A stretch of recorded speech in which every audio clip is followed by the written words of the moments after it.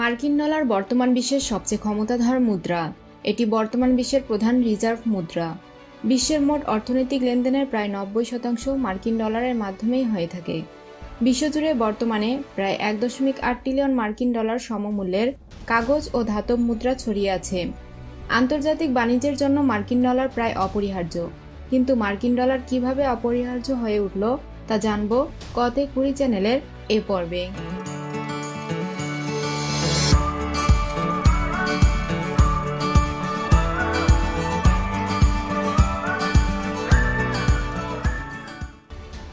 মানি বা অর্থকে সাধারণত তিনটি ভাগে ভাগ করা হয়ে থাকে: কমোডিটি মানি, রিপ্রেজেন্টেটিভ মানি এবং ফিয়াট মানি। কমোডিটি শব্দটির অর্থ হচ্ছে পণ্য। কমোডিটি মানি হচ্ছে সেই ধরনের অর্থ যার অন্তর্নিহিত মূল্য আছে। যেমন প্রাচীনকাল থেকে স্বর্ণ এবং রৌপ্যকে সরাসরি বিনিময়ের মাধ্যম হিসেবে ব্যবহার করা হতো। স্বর্ণমুদ্রা বা রৌপ্য মুদ্রাকে গলিয়ে ফেলা হলেও এর মূল্য হ্রাস পায় না।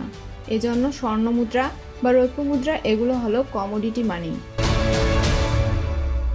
মানব ইতিহাসে বড় একটি সময় জুড়ে অর্থনৈতিক লেনদেনের জন্য কমোডিটি মানি ব্যবহার হতো, কিন্তু পরবর্তীতে ইউরোপে কাগজের মুদ্রা প্রচলন ঘটে এবং ক্রমশ তা বিশ্বের অন্যান্য প্রান্তে ছড়িয়ে পড়ে। কাগজের মুদ্রার কোনো অন্তর্নিহিত মূল্য নেই, কিন্তু এই কাগজের মুদ্রাগুলোর মান কোনো রাষ্ট্রের স্বর্ণের মজুদের উপর নির্ভর করত।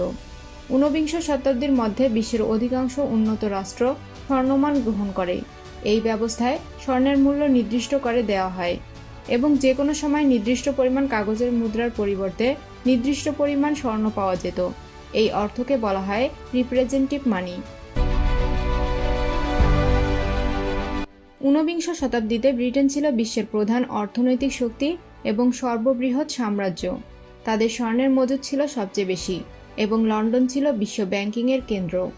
এজন্য ব্রিটিশ মুদ্রা পাউন্ড স্টার্লিং ছিল সে সময়ের সবচেয়ে শক্তিশালী মুদ্রা এবং বিশ্ব বাণিজ্যের ক্ষেত্রে এটিকে ব্যাপকভাবে ব্যবহার করা হতো। 1870-এর দশকে মার্কিন যুক্তরাষ্ট্র বিশ্বের বৃহত্তম অর্থনীতিতে পরিণত হয়। 20 শতাব্দীতে প্রথম বিশ্বযুদ্ধ শুরু হলে ইউরোপীয় রাষ্ট্রগুলো পরস্পরের বিরুদ্ধে এক ধ্বংসাত্মক সংগ্রামে লিপ্ত হয়। যুদ্ধের ব্যয় নির্বাহের জন্য রাষ্ট্রগুলো তাদের স্বর্ণ মজুদের ভিত্তিতে যে পরিমাণ মুদ্রা ছাপানো যেত তার চেয়ে অনেক বেশি পরিমাণের কাগজে মুদ্রা ছাপাতে শুরু করে। অন্যদিকে যুদ্ধের প্রথম 3 বছর মার্কিন যুক্তরাষ্ট্র যুদ্ধে অংশগ্রহণ থেকে বিরত থাকে এবং ইউরোপীয় রাষ্ট্রগুলোর নিকট সামরিক সরঞ্জাম রপ্তানি করে নিজেদের অর্থনীতিকে আরও সমৃদ্ধ করে তোলে।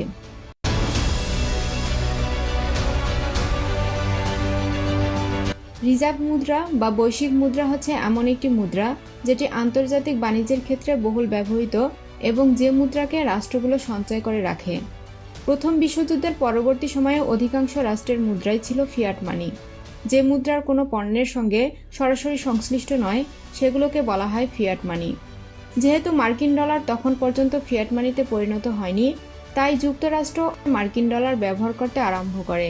এর ফলে মার্কিন ডলার পরিণত হয় বৈশ্বিক রিজার্ভ মুদ্রায়। দ্বিতীয় বিশ্বযুদ্ধ আরম্ভ হলে অনেকটা প্রথম বিশ্বযুদ্ধের ঘটনার পুনরাবৃত্তি ঘটে। যুদ্ধের প্রথম প্রায় 2.5 বছর যুক্তরাষ্ট্র যুদ্ধের অংশগ্রহণ থেকে বিরত থাকে এবং যুদ্ধরত রাষ্ট্রগুলোর কাছে প্রচুর পরিমাণে সামরিক সরঞ্জাম বিক্রি করতে থাকে। যথারীতি এ সময়ও যুক্তরাষ্ট্র তার রপ্তানিকৃত দ্রব্যাদির বিনিময়ে স্বর্ণ ছাড়া অন্য কিছু গ্রহণ করতে অস্বীকৃতি জানায় এবং এই নীতির ফলে তাদের স্বর্ণের মজুদ বাড়তে থাকে আর অন্য রাষ্ট্রগুলোর স্বর্ণের মজুদ কমতে থাকে। 1947 সালে বিশ্বের মোট মজুদকৃত স্বর্ণের 70% মার্কিন যুক্তরাষ্ট্রের হস্তগত ছিল। দ্বিতীয় বিশ্বযুদ্ধের পর কার্যত বিশ্বব্যাপী মার্কিন অর্থনৈতিক আধিপত্য প্রতিষ্ঠিত হয়। মার্কিন ডলার পরিণত হয় বিশ্ব বাণিজ্যের মাধ্যম হিসেবে এবং মার্কিন ব্যাংকিং ব্যবস্থার তুলনামূলক নির্ভরযোগ্যতার কারণে অনেক রাষ্ট্র তাদের নিজস্ব বৈদেশিক মুদ্রার রিজার্ভও মার্কিন ব্যাংকগুলোতে জমা রাখতে থাকে। এই ব্যবস্থা কার্যত যুক্তরাষ্ট্রকেই লাভবান করে, কারণ এর ফলে অন্য রাষ্ট্রগুলো অর্থনীতি যুক্তরাষ্ট্রের অর্থনীতির সঙ্গে ওতপ্রোতভাবে জড়িয়ে পড়ে। 1950 এবং 1960-এর দশকে পশ্চিম ইউরোপীয় রাষ্ট্রগুলো ও জাপান বিশ্বযুদ্ধের ফলে সৃষ্ট দুর্দশা কাটিয়ে উঠতে সক্ষম হয় এবং তারা তাদের মজুদকৃত মার্কিন ডলারের বিনিময়ে যুক্তরাষ্ট্রের কাছ থেকে স্বর্ণ কিনতে শুরু করে। এর ফলে মার্কিন স্বর্ণ মজুদ ক্রমশ হ্রাস পেতে থাকে। অন্যদিকে এ সময় ভিয়েতনাম যুদ্ধ এবং মার্কিন রাষ্ট্রপতি লিন্ডন জনসনের গ্রেট সোসাইটি প্রকল্পের ব্যয় নির্বাহের জন্য মার্কিন সরকার বিপুল পরিমাণে কাগজে মুদ্রা ছাপাতে শুরু করে। এর ফলে মার্কিন ডলারের সঙ্গে স্বর্ণের সংযোগ বজায় রাখা ক্রমশ কঠিন হয়ে উঠতে থাকে। 1971 সালে মার্কিন রাষ্ট্রপতি রিচার্ড নিক্সন বিশ্ব অর্থনীতিকে বড় একটি ধাক্কা দেয়, যেটি নিক্সন শক নামে পরিচিতি অর্জন করে। তিনি ঘোষণা করে এখন থেকে আর মার্কিন ডলারের সঙ্গে স্বর্ণের কোনো সংযোগ নেই, অর্থাৎ এখন আর রাষ্ট্রগুলো চাইলেই নির্দিষ্ট মূল্যে মার্কিন ডলারের বিনিময়ে স্বর্ণ কিনতে পারবে না। মার্কিন ডলারও বিশ্বের অন্যান্য রাষ্ট্রের মুদ্রাগুলোর মতো ফিয়াট মানিতে পরিণত হয়। এর মধ্য দিয়ে কার্যত মার্কিন যুক্তরাষ্ট্র তাদের বৈশ্বিক অর্থনৈতিক আধিপত্যকে ধরে রাখার প্রচেষ্টা চালায়।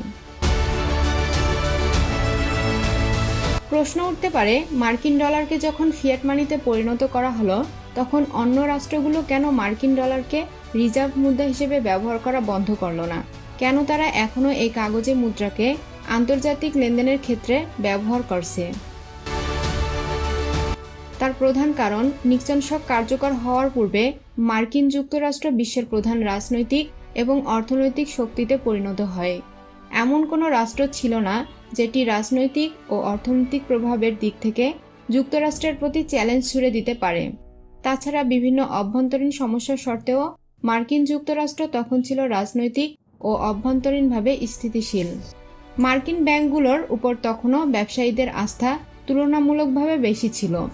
মার্কিন ডলারকে পরিত্যাগ করে বর্তমান অর্থনৈতিক ব্যবস্থা টিকিয়ে রাখার জন্য নতুন একটি রিজার্ভ মুদ্রার প্রয়োজন হতো, কিন্তু মার্কিন ডলারের পরিবর্তে কোনো মুদ্রাকেই রিজার্ভ মুদ্রা হিসেবে গ্রহণ করা হবে এই ব্যাপারেও বিশ্বের রাষ্ট্রগুলোর মধ্যে কোনো ঐক্যমত ছিল না। ফলে মার্কিন ডলারের একাধিপত্যকে কোনো বাধাই সম্মুখীন হতে হয়নি। আমাদের ভিডিওটি যদি ভালো লেগে থাকে তাহলে অবশ্যই লাইক, কমেন্ট এবং সাবস্ক্রাইব করতে ভুলবেন না, এবং ভিডিওটি কেমন লেগেছে তা অবশ্যই কমেন্ট বক্সে জানাবেন।